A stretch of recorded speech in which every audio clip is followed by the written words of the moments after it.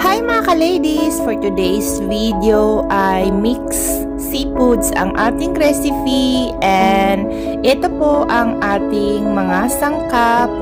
Ang ating mga sangkap ngayon guys ay itong ating shrimp at saka itong crabs at meron tayong boiled na corn and potato, then sibuyas na tinadtad at saka bawang. Siyempre, itong ating mga powder spices, hindi mawawala yung mga powder spices natin, and then yung ketchup, butter, at saka ito yung magpapasarap sa ating. Ang sikreto sa ating seafoods, itong drinks na yan, hindi tayo gagamit ng Sprite dito. So ngayon guys, sasimulan na natin ang ating pagluto. Naglagay ako ng butter at saka ghee. Hindi ako masyadong naglagay ng maraming butter kasi naglagay din ako ng kalahating ghee. At sinimulan ko na ilagay yung ating bawang at palambutin lang natin, golden brown lang natin yung ating bawang. Tapos, i-mix lang natin ng konti and then ilalagay na natin dito yung ating sibuyas. Ayan. Pagkalagay natin ng sibuyas guys, ay ganun pa rin ang proseso. I-mix lang din natin hanggang sa mag-golden brown lahat. Tapos, naglagay na din ako ng 1 cubes chicken broth. Tapos, i-mix lang din natin mabuti. And then, ilagay na natin yung ating mga powder spices.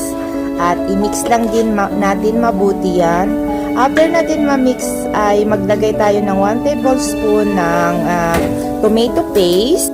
Tapos maglagay tayo ng salt, oyster sauce, at saka hindi na pala ako maglalagay dito ng asukal guys kasi ang nilagay ko itong pomegranate na molasses kasi yan yung magpapatamis sa ating recipe for today.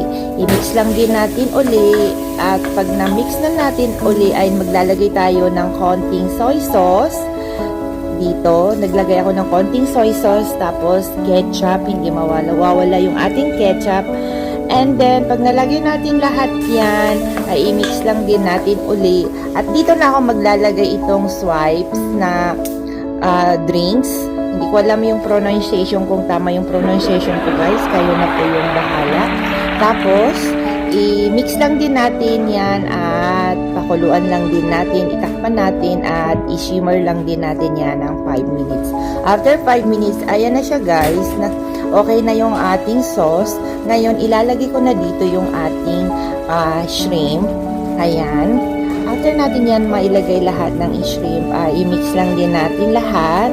At takpan natin after natin ma-mix lahat yung ating shrimp. After 1 minute ay nilagay ko na din yung ating makulay na bell pepper, yung yellow and red. Tapos linuto ko lang din siya ng 1 minute and then i-mix natin uli. At after natin ma-mix dyan ay pwede natin ilagay dito yung ating crabs. Tapos may naiwan pa na isang shrimp na hindi ko nalagay doon sa unang paglagay ko ng shrimp. Pero okay lang kasi madali lang naman maluto yan. At pag na-mix na natin ay takpan uli natin at iluto lang din uli natin ng 5 minutes. And after 5 minutes, ito na siya guys. At pwede na natin ilagay yung ating mga corn. Kasi naluto na yun yung corn guys kasi pinakuluan ko na yan. At saka yung ating patatas kasi pinakuluan ko na din both yan. So madali na lang siya guys. So ngayon lahat ay i-mix lang natin lahat para mag-incorporate lahat yung ating mga ingredient. At ayan, tinakpan ko uli at iluto lang natin ng 5 minutes again. After 5 minutes guys ay ginek ko na yung ating seafoods tapos minix ko uli. And then ready na siya guys. Ready to serve na yung ating seafoods.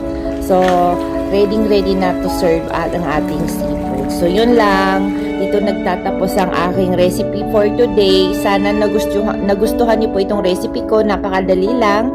At ayan, amoy na amoy mo yung aroma ng ating seafoods. Napakasarap at mapaparami tayo ng kanin nito. So, yun lang guys. Maraming salamat. Don't forget to like and share my video and follow dahil napakalaking tulong po yun sa akin. Maraming salamat po sa suporta.